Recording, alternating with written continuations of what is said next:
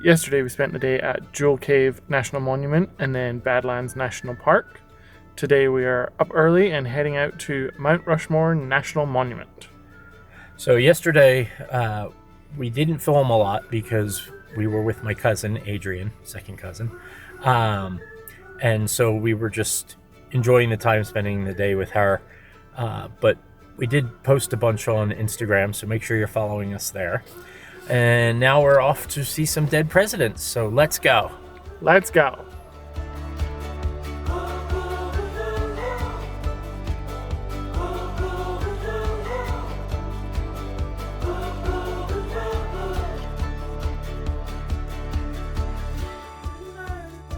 So we just made it to Mount Rushmore National Monument, and first impression so far, it's actually bigger than I thought it was going to be. All the videos that we've watched have just said just see it from the road, but I'm glad we came in. It was $10. I'm glad we came in, and it's bigger than I thought it was going to be, but we're actually going to get a little closer because we're going to do the President's Trail. So let's go.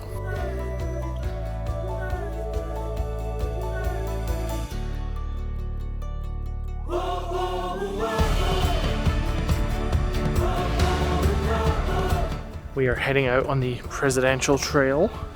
It's almost 1 mile loop.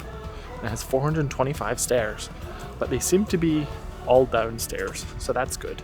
Unless you go the other way. We're going clockwise, which I think is the way you're supposed to go. So if you're silly and go the other way, you're gonna have a lot of stairs to go up. Let's go see what the closer view is gonna be. I feel like we're gonna be looking up their noses, so let's see what that looks like.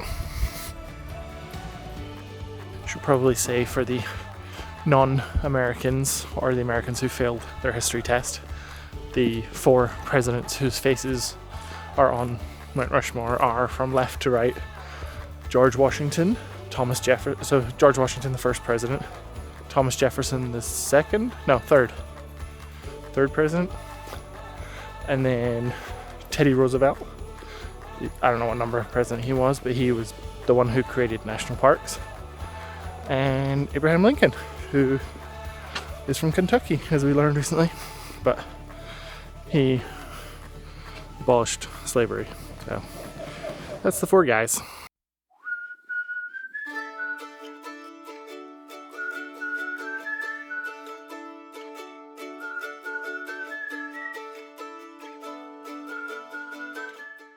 So originally the sculptures were supposed to be from head to waist, but they ran out of money and officially declared it finished in 1941. And so it's just the heads.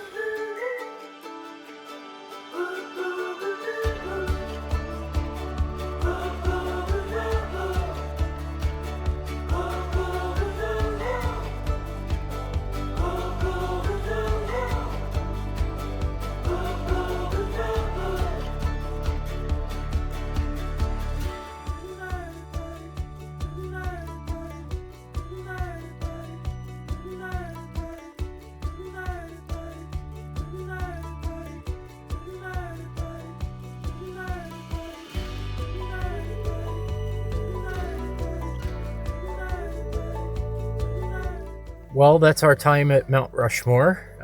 We did do the Presidential Trail, which was pretty cool.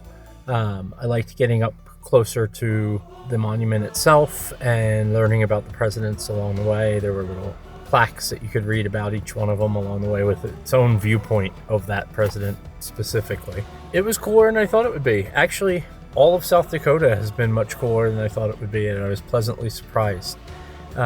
I can't wait to actually come back to South Dakota. We're not leaving quite yet. We still have another night here. We're going to go back to the RV and head to Custer State Park for the night, and do a wildlife loop, and hopefully we'll see some more wildlife like we did last night leaving Badlands National Park. So stay tuned. What'd you think? It was bigger than I thought it was going to be based on what we saw in the videos, but also smaller than I thought it was going to be based on photos of it and stuff. It's also just very random, why they chose here. It never really explained that. Yeah, I have mixed feelings about it. From a carving 4 white guys' faces into land that was sacred to people is not great. But for 10 bucks, we've done it. It's off our bucket list, so. And we got our passport stamped. Yep. So we're heading back to the RV. Let's go. After a little bit of confusion on where we were actually camping, we have arrived to Custer State Park. We knew it was the state park. Just saying. We were in the right park, we were in the wrong campground. But we got our site set up, and now we are back in the car, and we're heading out to explore the park, starting with the visitor center.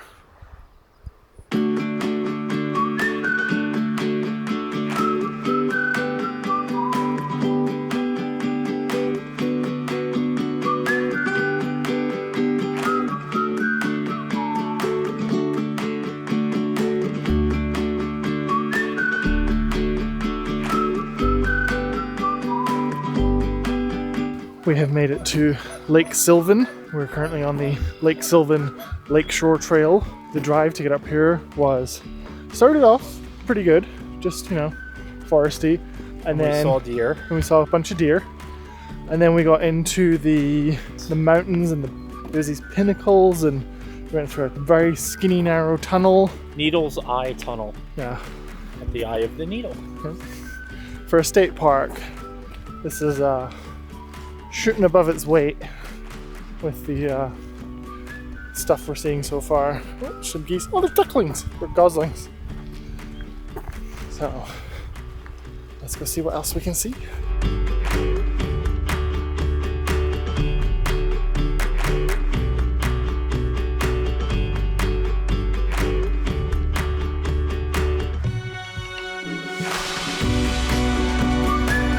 I'm just recording this part because I have to publicly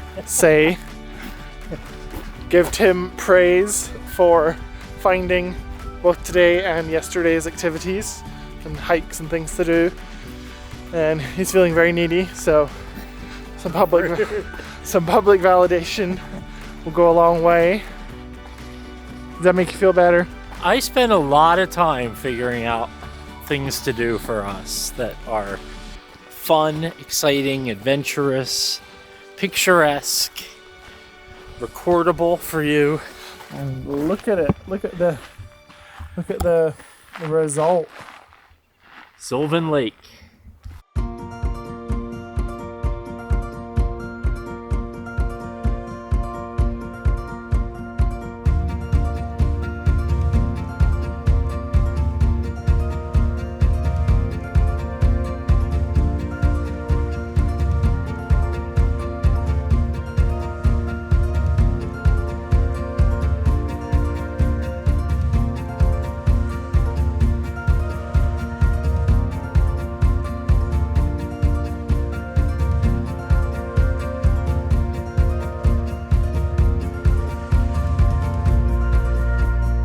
We're in the back half of the trail now, behind the rocks. We had to do a little bit of scrambling over the rocks. It was a little slippy. It has been raining, it just stopped. Then we came out and there was a waterfall that has cut through the rocks. And there's another waterfall that I think it's a man-made waterfall dam thing. And it looks like there's a platform on top. We're gonna see if we can try and get up there.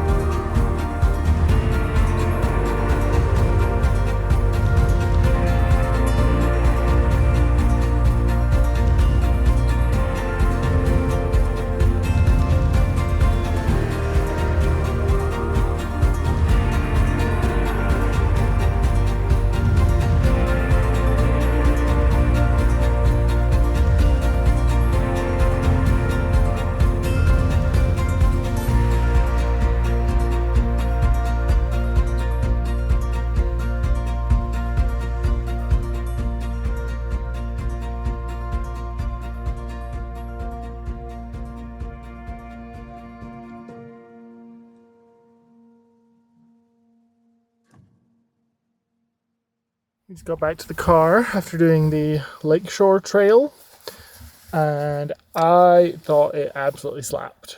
I thought it was so good. It was on par with yesterday's. They were both good in different ways, but it was very good. It was a little harder than we thought it was going to be. There was like some scrabbling parts. There's some parts where there was pretty big steps. So it said like easy, so we almost wore just our regular shoes, and then we switched into our hiking boots because it's been raining. And I'm very glad that we did. Yeah, it said this is the easiest trail in the entire park, and that it was an easy trail to do. And it wasn't hard, but it was more than I thought it would be. Like Jamie said, there was a little bit of scrabbling over rocks. There's some slippery bits. It is cool because you go back around the back of the lake is where the mountains are. And there's a man-made dam back there. You actually climb through the mountains, through the rocks. One is actually a slot canyon. And you go to the back side of the dam, basically, and you're at the bottom of the dam watching the water come down. But then you can go around again to the front side of those rocks and actually climb up to a little outpost that overlooks the dam, which was really cool. Yep. So all in all, a very good hike. The drive-in is it's long and it's a little windy and narrow at times. So guardrails on most of it. So just take it slow and you'll get here eventually. And then now for those with fears of heights. Hint, hint. Now we are heading back down to the main area, and we're going to go on the wildlife loop trail. Wildlife loop. It's a drive. So we're going to go do the wildlife loop and hopefully see some bison. There are apparently over 1,000 in the park, so hopefully we see at least one.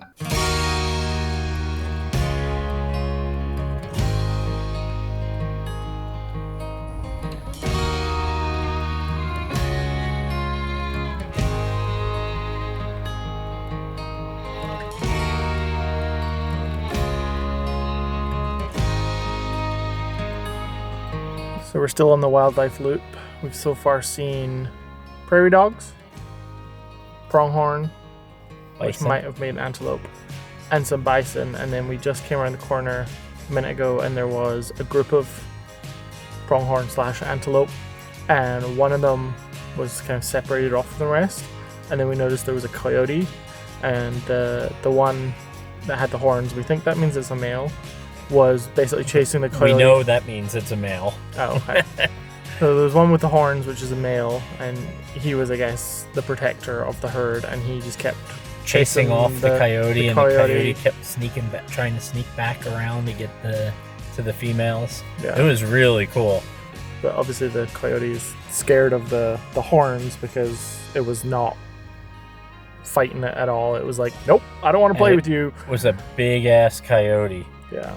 We'll put up a photo of it now.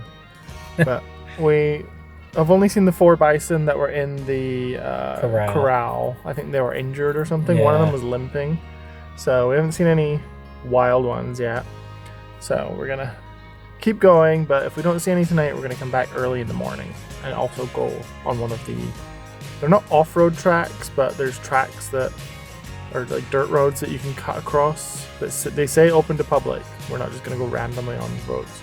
And I'm wondering if those kind of go a bit more off the beaten path. So if we don't have any luck tonight, we'll come back and do those tomorrow.